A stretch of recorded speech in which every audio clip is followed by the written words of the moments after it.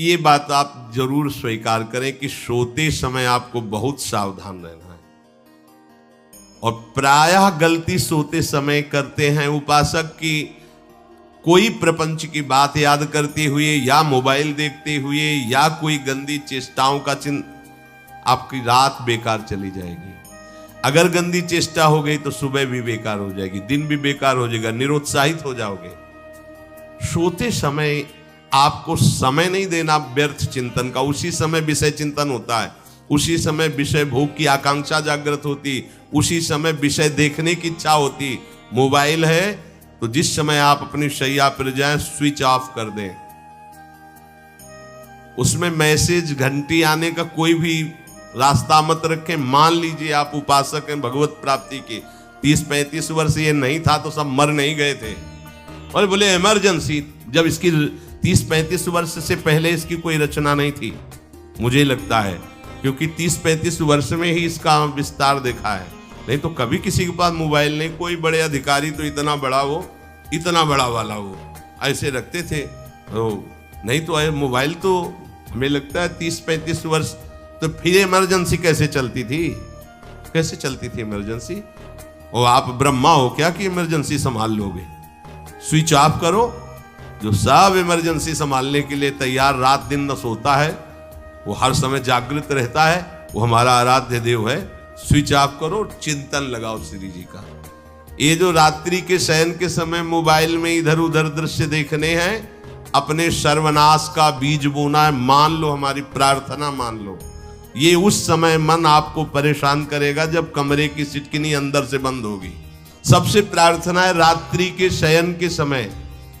तो बोले फिर ठीक है 10 बजे तक देख लेंगे मोबाइल, इसके बाद शयन के समय भजन कर लेंगे। होगा ही नहीं। क्या तुम देखना चाहते? प्रिया प्रीतम के सिवा और कुछ क्या देखना चाहते? वो तो सुभग सुंदरी सहज सिंगार, सहज शोभा सर्वांग प्रति सहज रूप वृषभानुनंदिनी। हमारी स्वामिनी जी की सुंदरता छुपाने के लिए आभूषण पहनाए जाते हैं। औरों को तो आभूषण सुंदरता बढ़ाने के लिए, यहां छवि के छिपाए बे को ऐसे के दास होके क्या देखोगे मोबाइल में? क्या देखना चाहते? वासना की क्रीड़ा, और तुम उस क्रीड़ा को देखना चाहते हो? परमार्थ के पथिक हो। देखना है तो प्रभु को देखने की वृत्ति रखो, अन्यथा मूंद लो आंखें। प्यारे, महान फल प्राप्त करोगे। सबसे प्रार्थना है एकांत में मोबाइल रूपी दुश्मन से बचो। क्योंकि जब आप गंदी बात कहीं देखोगे तो आपके अंदर वैसे ही चिंतन बनेगा। वो ऐसे ही लगेगा, मैं भी ऐसा करूं, मैं भी ऐसा भोगूं, मैं भी ऐसा देखूं। मान लीजिए आप, जब हमारे शास्त्र कहते कि पशु पक्षियों के मैथुन को भी नहीं देखना है, अगर ऐसा एक बार दृष्टि पड़े तो मानसिक प्रणाम करके दोबारा दृष्टि न देना। और आप मोबाइल में ऐसी चेष्टाएं देखोगे, कैसे आप भगवत भजन करोगे? कैसे भगवत प्राप्ति का उद्देश्य रख पाओगे? ये कलयुग की बहुत महीन चाल है कि उसके बिना काम नहीं चलेगा और हम तुम्हें काम से युक्त कर देंगे। इसके बिना काम चलेगा नहीं, तुमको रखना पड़ेगा। और जब तुम इसे रखोगे तो हम काम अपना कर लेंगे। कलयुग ने कहा हम अपनी व्यवस्था बना लेंगे। यहां कह रहे, जब आप नींद में जा रहे हैं तो बिल्कुल मानो मृत्यु शैया पे जा रहे हैं। आपको उस समय नाम जप में बहुत ध्यान देना है, कहीं मन बहक ना जाए। तो क्या होगा, 5-6 घंटे जो आप लेटोगे ना, वो भी भजन हो जाएगा। हमारा जो सततम योमाम स्मरति नित्यशा है ना, ये पूरा हो जाएगा। नहीं, उस समय हम सो जाएंगे तो हमारा 6 घंटे का वियोग हो गया, 6 घंटे भजन रुक जाएगा। और ये 100% पक्की बात अनुभव की कहते हैं। यदि सोते हुए भजन करोगे तो जगते, कई बार तो पकड़ा है कि अगर आधे पद में बेशुद्ध हो गए तो वो पद पूरा जगते ही शुरू हो गया है।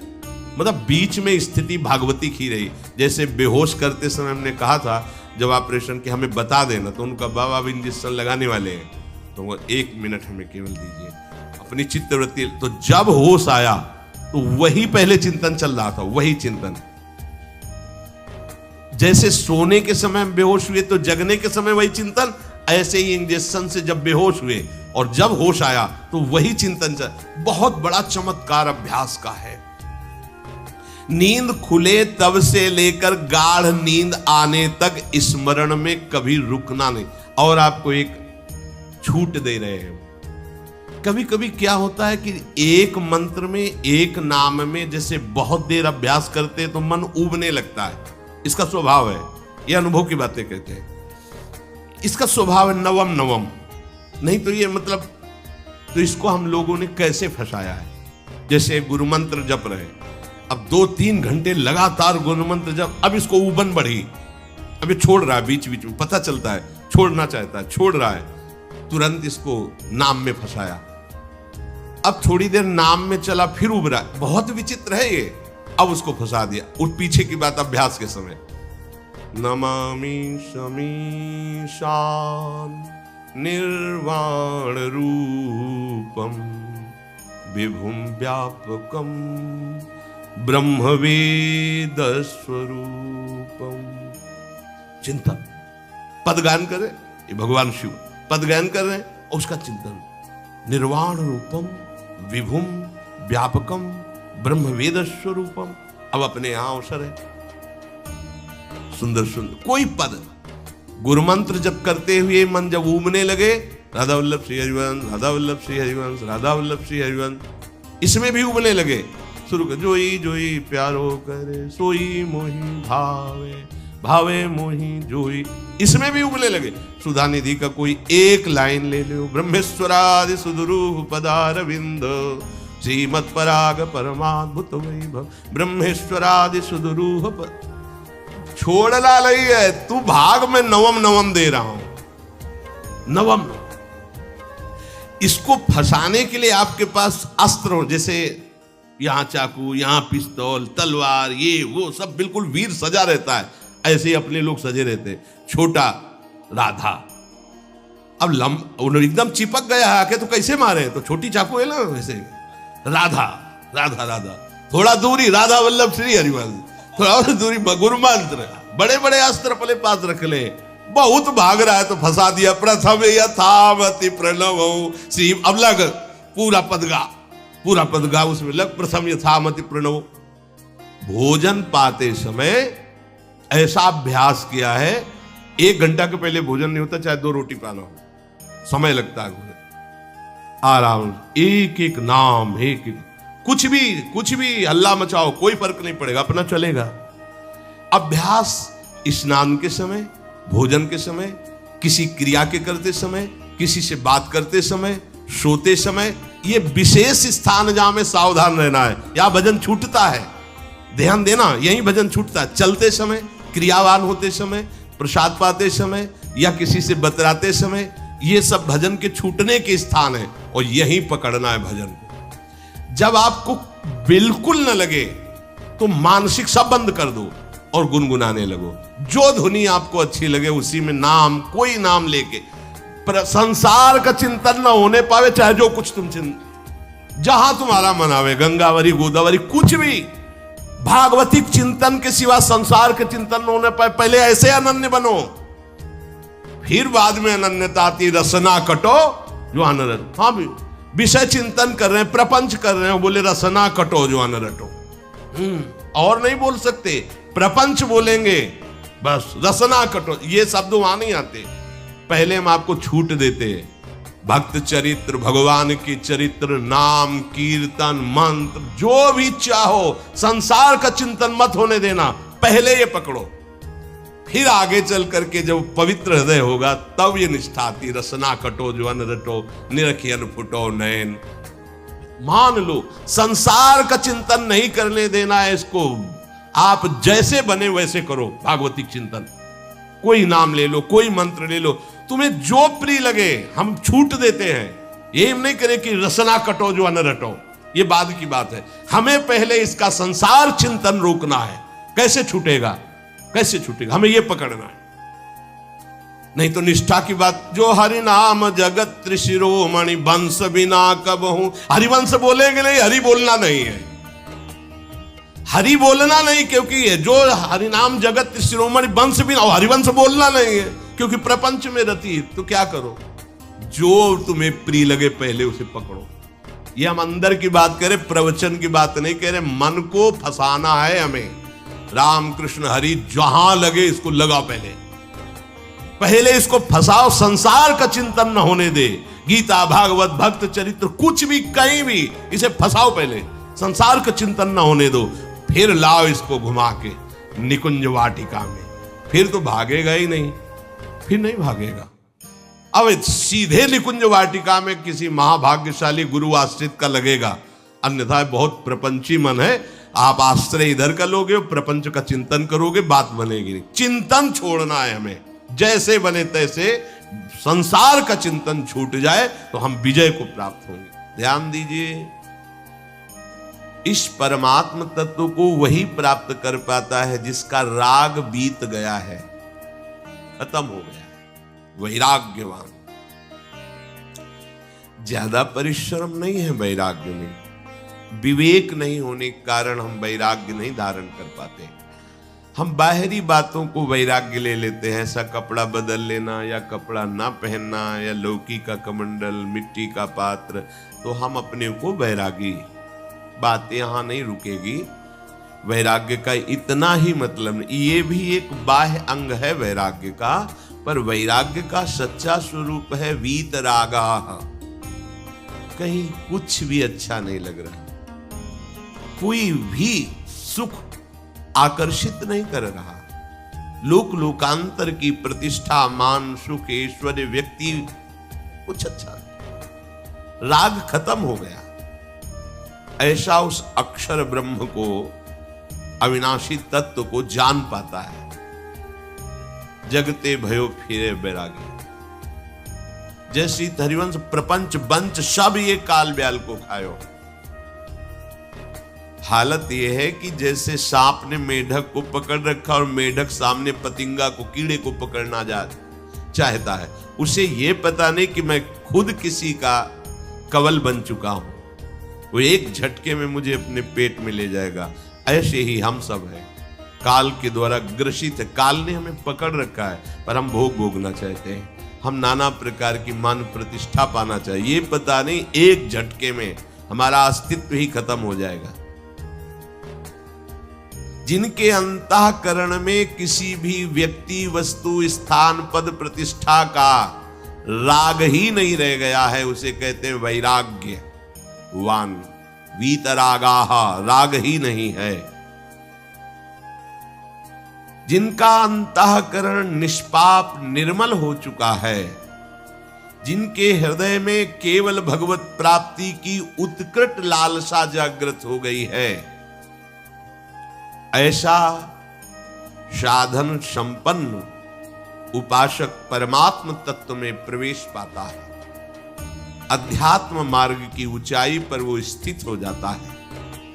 यदि छंतु ब्रह्मचर्यम चरंती, जिनकी इच्छा एकमात्र भगवत प्राप्ति की है, यदि छंतो, उनको क्या करना होगा? ब्रह्मचर्यम चरंती, ब्रह्मचर्य का पालन करना होगा। प्रत्येक इंद्रियों का निर्विषय हो जाना वास्तविक ब्रह्मचर्य है।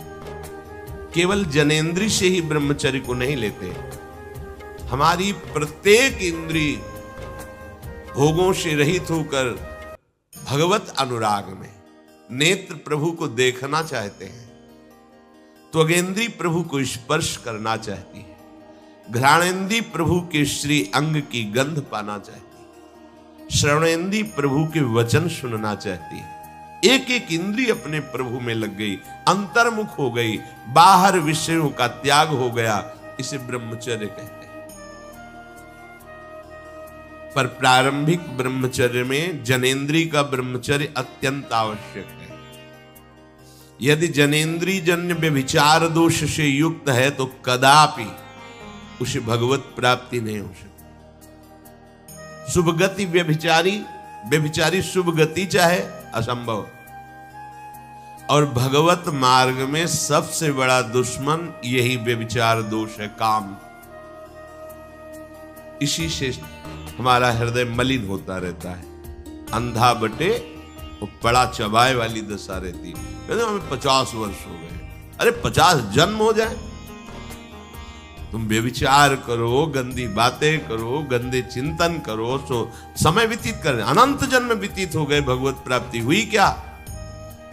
50 वर्ष से भगवत प्राप्ति हो जाएगी क्या? 5 मिनट काफी है भगवत प्राप्ति में। एक बार नाम काफी है। वो स्थिति तो लाओ। बार बार बहिर्मुख वृत्तियों के द्वारा विषयों में सुख बुद्धि कर लेने से हमारा सारा का सारा अध्यात्म चिंतन बदलता रहता है, इसलिए लाभ नहीं मिल पाता, एक रस चिंतन नहीं रह पाता। बार बार विक्षेपी विषय करते रहते हो, हम सहते रहते हैं और भोगते रहते हैं। एक बार तो हिम्मत करके उठो।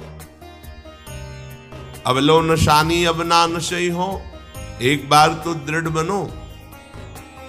बस मन के अनुकूल चलने की बात को तुम्हें रोकना होगा, तभी तुम्हारे अंदर यदि क्षण तो ऐसी इच्छा जागृत होगी। पक्का पक्का ऐसा ही है। जब हम किसी विषय के वेग को सहते हैं, विषय नहीं भोगते हैं, तो मन बहुत जलाता है। उस जलन में फिर एक ही बात होती है, बस भगवत प्राप्ति हो जाए, झंझट खत्म हो जाए। कब तक हम इसमें चलेंगे? एक बार भगवत, वो जलन हमको भगवत प्राप्ति की इच्छा प्रकट करती है। अपने लोग क्या करते, जलन को मिटाने की कोशिश करने लगते हैं, तो भगवत प्राप्ति की इच्छा क्या, भोग प्राप्ति की तृष्णा जागृत हो जाती है। भोगे हुए भोगों को बार बार भोगने की इच्छा का नाम तृष्णा है। बाहर और भीतर से कोई सहयोगी नहीं, जल रहा है उपासक, तब रास्ता निकलता है भगवत प्राप्ति का, तब इच्छा प्रकट होती। अब नहीं, बहुत जल लिया, अब तो केवल प्रियाजू के समीप जाना है, अब तो प्रभु के सानिध्य में रहना है, नहीं इन भोगों की जलन में जलना है। यहां तक पहुंचने के लिए जलना होगा, तभी लिखा सहित सहित बाढ़ है भगति तास्तिति क्षस्व भारत, क्योंकि आगमा पाइनो अनित्यास, ये नाशवान काम क्रोधादि तुम्हें प्रेरित करेंगे, तुम इनके वेगों को सह जाओ। ये स्थायी नहीं है, आगमा पाइनो है, आने जाने वाले हैं, और ये सहन करने से नष्ट होते हैं, भोगने से बढ़ते हैं। यदि क्षंतो, अगर भगवत प्राप्ति की इच्छा है तो ब्रह्मचर्यम चरंती, ब्रह्मचर्य का पालन करना ही होगा, इसमें कोई गुंजाइश नहीं, क्योंकि आप चल ही नहीं सकते। ध्यान से सुन लो, ये मनोरंजन का मार्ग नहीं है, इसमें मन ही मार तनहारिक वृंदावन में गाज, इसमें मन मारना होगा। प्रायः ये मन को दुलार करने वाले लोग कभी भाग्य से सत्संग में भी आ जाते हैं, कभी श्री विग्रह के दर्शन करने भी मंदिर पहुंच जाते हैं, कभी तीर्थ याटन भी करते हैं, पर इनका कोई लक्ष्य नहीं होता। आज सुन लिया सत्संग, बढ़िया है, लक्ष्य नहीं होता। यहां लक्ष्य वालों की बात हो रही। यदि क्षंतो, यदि तुम्हारी ऐसी इच्छा जागृत हो रही किसी जन्म में भगवत प्राप्ति करनी, तो ब्रह्मचर्यम चरंती, आप सच्ची मानिए, जिसके निकालने में तुमको सुख की अनुभूति हो रही, उसको रोकने में कितनी सुख की अनुभूति होगी। उन्मत्त हो जाओगे, बहुत जल्दी आपके सारे के सारे करण भगवदाकार होने लगेंगे यदि आप ब्रह्मचर्य का पालन करेंगे। शरीर स्वस्थ, हल्का, मन प्रसन्न, नींद आदि पर विजय, कितने गुण ही गुण।